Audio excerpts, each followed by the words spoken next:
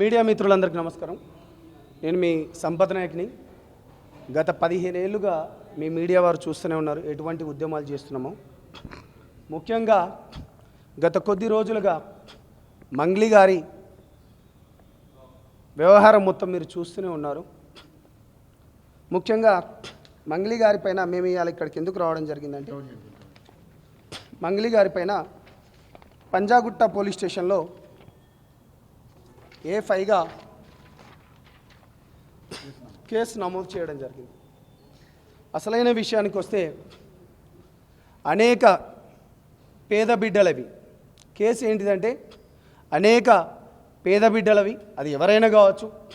ముఖ్యంగా 100%లో 60 నుంచి 70% బంజారా బిడ్డలై డబ్బులు మైక్రో ఫైనాన్స్ పేరిట వసూలు చేసినట్టు ఆరోపణలు వస్తున్నాయి. ఆ ఆరోపణలలో ఇది కేవలం 10 నుంచి 15 కోట్లు కాదు, ఇది 100 నుంచి దగ్గర 200 కోట్లని అంటున్నారు మీ మీడియా వాళ్ళు కూడా. నేనేమంటున్నానంటే, చిన్న కేసు, ఒక గవర్నమెంట్ ఆఫీసర్ పైన చిన్న కేసు పెడితేనే సస్పెన్షన్కి గురి చేస్తారు. అది మీ అందరికీ తెలిసిందే. అది మీ మీడియాలో కానీ ఏమైనా చిన్న బ్రైవ్ తీసుకున్నా కానీ మిమ్మల్ని కూడా కనీసం దూరం పెడతారు. అదే మీడియా నుంచి వచ్చింది. మంగ్లీ ఒక గిరిజన బిడ్డ అయినా కానీ ఇవాళ పేద బిడ్డలు, పేద ప్రజలు తను చేసిన పాటలు పాడింది ఇవాళ తనని ఇవాళ ఇంత అందలం ఎవరెక్కిచ్చిందంటే కేవలం పేద బిడ్డలే ఎక్కిచ్చిండ్రు. ఇవాళ ఒక మీడియా ఛానల్లోకి వచ్చి తెలంగాణ ధూమ్ధాములు నడిపేటప్పుడు కావచ్చు, లేకపోతే యూట్యూబ్లలో పాటలు పాడుకునేటప్పుడు కావచ్చు, లేకపోతే V6 ఛానల్లో కూడా కావచ్చు, పనిచేసి ఇంత ఎందుకు వచ్చిందంటే పేద బిడ్డలు తనను హక్కున చేర్చుకున్నారు కాబట్టే తను ఇవాళ బయటకు వచ్చింది. కానీ అదే పేద బిడ్డలై రక్త మాంసపు ముద్దలతోని, చెమట రక్తంతోని ఒక్కొక్కరు సంపాదించుకున్న డబ్బు ఇది ఎవడబ్బా సొత్తు? నిజంగా మీ మీడియా వాళ్ళకు తను ఆ రోజు క్వశ్చన్ చేసింది. నిజంగా ఆ మధు అనే పర్సన్కి తినకు సంబంధం లేకపోతే ఆ రోజు లాయర్ పైన నువ్వు కేసు పెట్టడం కాదు, డీజీపీ ఆఫీసర్ దగ్గరికి నువ్వు కేసు పెట్టినావు కదా, ఎవరిపైన కేసు పెట్టాలి?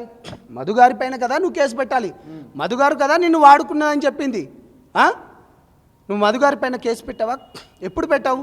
మీ మీడియాను వక్రీకరించిందో ఏం జరిగిందో మీ అందరికీ తెలిసిన విషయమే.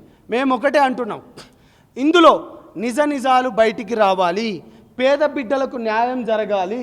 మేము ఇంకా పూర్తి వివరాలు, ఎందుకంటే ఈ తెలంగాణ రాష్ట్రంలో ఉద్యమంలో కీలకంగా పనిచేసిన వాళ్ళం కావచ్చు.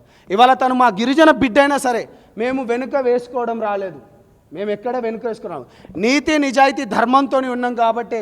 తమ్ముడు అశోక్ చైత్ర విషయంలో కూడా పనిచేసాడు. రఘురామ్ రాథోడ్ గారు ఒక సేవాలాల్ సేన నుంచి ఉన్నాడు మైదాన ప్రాంతంగా. అనేక మిత్రులు కూడా ఇవాళ ఎందుకు వచ్చినామంటే, దీన్ని కడుక్కోండి మీరు. ఈ FIR ఏదైతే ఉందో ఇది పచ్చి అబద్ధం. ఈ బిడ్డల పక్షాన మీరు నిలబడి మీరు దాన్ని ప్రూవ్ చేసుకోండి. మా జాతి ఇవాళ ఇటువంటిది కాదు, న్యాయం జరగాలి అంటున్నాం. ఇవాళ మీకు ఒక 2 విషయాలు చెప్పదలుచుకున్నాను. బాలాజీ గారు, మధు గారు అసలు నల్గొండలో ఎందుకు అరెస్ట్ అయ్యారు? Point number 1.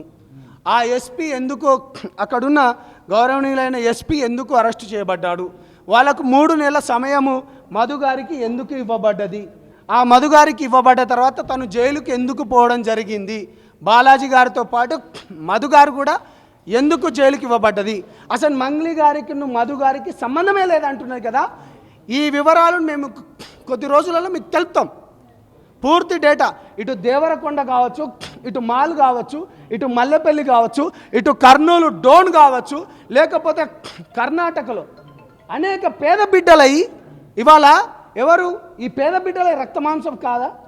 మేము ఒకటే అడుగుతున్నాం, మీకు మంగ్లీ గారు ఏ మాత్రం చిత్తశుద్ధి ఉన్నా కానీ మీరు ఆ రోజు ప్రెస్తో కూడా మాట్లాడిన పద్ధతి కూడా మాకు నచ్చలేదు. నిజంగానే ఇవాళ మీ ఆడబిడ్డను కదా, మీ ముందు నిలబడ్డాను కదా, మీకెళ్ళి నేను బయటికి వచ్చిన కదా, మీరే కదా నన్ను నిలబెట్టినామంటే మరి ఈ 100 కోట్లది, ఈ 100 నుంచి 100 కోట్లది ఆరోపణలు వస్తున్నాయి, ఈ FIR అయింది, దీనిపైన నిజాలు మీరు బయట పెట్టండి. మేమేమంటలేము. ఈ నిజాలేందో మాకు తెలుసు, మీకు తెలుసు. ఎందుకంటే నేను ఒక గిరిజన బిడ్డ లెక్కున్నా, నేను ఒక తెలంగాణ మూవ్మెంట్, తెలంగాణ ఉద్యమకారు లెక్కున్నా. ఏం దేవరకొండ ఎంత కిలోమీటర్ మాకు తెలియవా? ఏమేం జరిగిందో బయట పెట్టాలని అవన్నీ మల్లెపల్లిలో తెలియదా, జహీరాబాద్లో ఏం జరిగిందో తెలియదా, అవన్నీ విత్ సాక్ష్యాలతో పాటు బయట పెడతాం మేము. డెఫినెట్గా మీ బిగ్ టీవీ వాళ్ళకు తెలుసు. మొన్న ఒక ఉస్మానియా బిడ్డ చనిపోయినా కానీ మీ బిగ్ టీవీ వాళ్ళు మంచిగా చేసిండ్రు. నా గురించి మీ అందరికీ తెలిసిందే. నిజాయితీ ఎక్కడున్నా, నీతి నిజం ధర్మం ఎక్కడున్నా మేము దాని గురించి పోరాడతాం. అందుకనే మేము ఇవాళ ప్రొడ్యూసర్ కౌన్సిల్కి ఎందుకు వచ్చినామంటే, ఇవాళ మంగ్లీ గారికి ఫిలింలో ఛాయిస్లు ఇచ్చేది సినిమాకు బలం ఎవరు? ప్రొడ్యూసర్స్. కాబట్టి మేమేమంటున్నామంటే ప్రొడ్యూసర్లందరికీ ఒకటి ఇచ్చిపోతున్నాను. నేను కూడా ఒక Telangana movie artist association general సెక్రటరీగా గతంలో కూడా నేను మూవీ చేసిన లెక్క కూడా ఉన్నాను. కాబట్టి ప్రొడ్యూసర్లే సినిమాకు కీలకం. కాబట్టి ఇటువంటి ఆరోపణలు వచ్చిన మంగ్లీ గారిని ఇవి నిజాలు అని బయటకు తెలిసేలోపు తనని బహిష్కరించవలసిందిగా ఒక గిరిజన సంఘాలు ఉన్నా కానీ, ఒక తెలంగాణ మూమెంట్ కారులు కానీ, లేకపోతే ప్రజల పట్ల నీతి నిజాయితీ ధర్మం గురించి కొట్లాడే వ్యక్తుల లెక్క మేము ఇక్కడికి వచ్చినాం. ప్రొడ్యూసర్ వాళ్ళకు కూడా మేము ఒక రిప్రజెంటేషన్ ఇచ్చినాం. అదేవిధంగా మాకు కూడా కింద ఎవరైతే అసోసియేషన్లో వాళ్ళకు కూడా ఇవ్వబోతున్నాం. ఎవరికి? నేను అందుకనే అంటున్నాను రవి గారు, సినిమాకు బలం ఎవరు? ప్రొడ్యూసర్స్. అందుకనే నేను నీకు డైరెక్ట్గా వచ్చేసి ఈ ఎఫ్ఐఆర్ కాపీతో పాటు ఈ ప్రొడ్యూసర్స్ వాళ్ళకు తన పైన వచ్చిన ఆరోపణలు మొత్తం కొట్టివేసి, అందుకనే మేము ఒకటే చెప్తున్నాము, ఇక్కడ కార్డు లేకపోయినా ఇవ్వాల్సింది ఎవరు?